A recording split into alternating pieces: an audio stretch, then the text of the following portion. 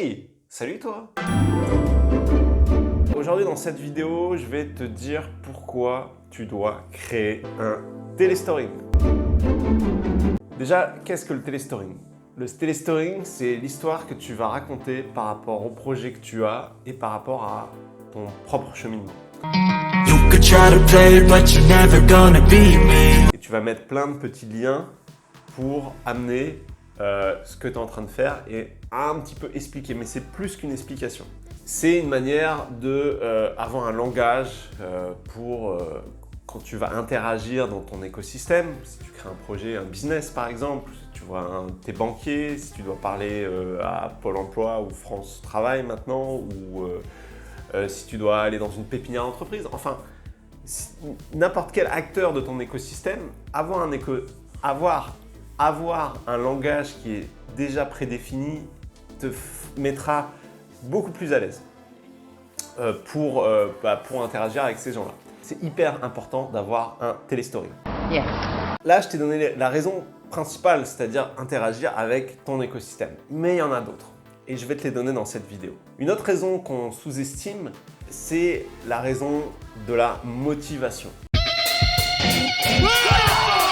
Parce que quand tu crées ton téléstorying, et d'ailleurs, petite parenthèse, je viens de créer une formation où j'explique toutes les étapes de A à Z pour créer une super téléstorying qui va t'aider dans tout ton cheminement. Si tu es intéressé, tu peux cliquer sur le lien de la vidéo. Le facteur motivation.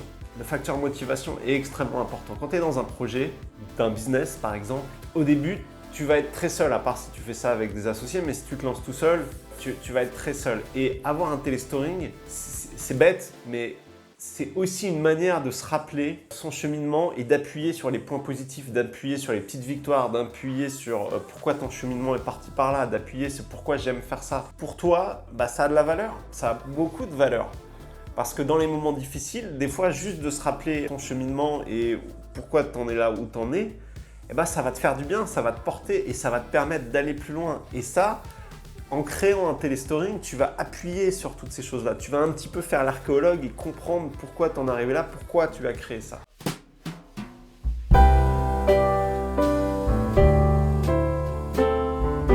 Et ça, c'est extrêmement important. Donc ça, c'était l'aspect motivation. Donc la première raison, c'était ton écosystème. La deuxième, c'est la motivation. Et la troisième, c'est évidemment communiquer sur les réseaux sociaux et communiquer dans une vidéo.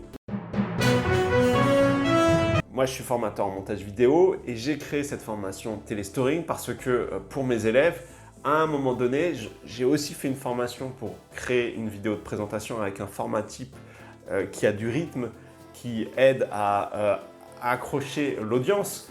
Mais dedans, je ne vais pas forcément me focaliser sur le speech, sur le téléstorying. Et donc là, je viens de créer une formation spécifique sur le téléstorying pour aider mes élèves à utiliser le bon vocabulaire, utiliser les bons mots-clés, utiliser les bons passages de leur histoire, remonter toutes ces informations pour que le téléstorying ait un impact. Donc évidemment, la troisième raison, c'est pour tes vidéos. Une fois que tu vas avoir un bon téléstorying, tu vas avoir un cadre. Et quelles que soient les directions que tu vas prendre dans tes vidéos, que tu prépares tes scripts ou que tu pars en improvisation, il y aura des moments où tu reparleras de toi, tu reparleras de ton cheminement. Et à ce moment-là, avoir un téléstorying préparé, c'est comme si dans ta tête, tu vas pouvoir dérouler un tapis très facilement sans réellement réfléchir et ça sera beaucoup plus organisé, ça sera beaucoup plus lisible, clair, moins de bafouillage. Les gens pourront tout de suite ressentir une sorte d'autorité, une sorte de légitimité quand tu vas adresser ce téléstorying. Et c'est pour ça que c'est important d'en avoir créé un. C'est pour ça que c'est extrêmement important. Et tu pourras l'utiliser dans toutes tes vidéos où bien sûr tu parles de ton cheminement, ou bien sûr tu promouvois un produit, ou bien sûr, voilà, il y a des moments où tu ne l'utiliseras pas évidemment. Donc voilà, donc c'est les trois raisons principales pourquoi avoir un téléstorying et c'est extrêmement important. La première raison, c'est pour pouvoir communiquer avec ton écosystème, quel qu'il soit, quand tu crées un projet, du début jusqu'à sa maturité. La deuxième raison, c'est l'aspect motivation. C'est vraiment un truc personnel, se rappeler pourquoi t'en es arrivé là. Et la troisième raison, c'est pour l'utiliser sur les réseaux sociaux et les vidéos et avoir un langage, un speech déjà réalisé. Voilà, j'espère que cette vidéo t'a plu. Encore une fois, si tu es intéressé par apprendre à créer ta propre téléstoring, il y a ma formation qui est disponible. Tu peux cliquer sur le lien en dessous je te prends par la main de A à Z, on crée ta première téléstoring. Évidemment, je le précise aussi dans la formation, une téléstoring est évolutive.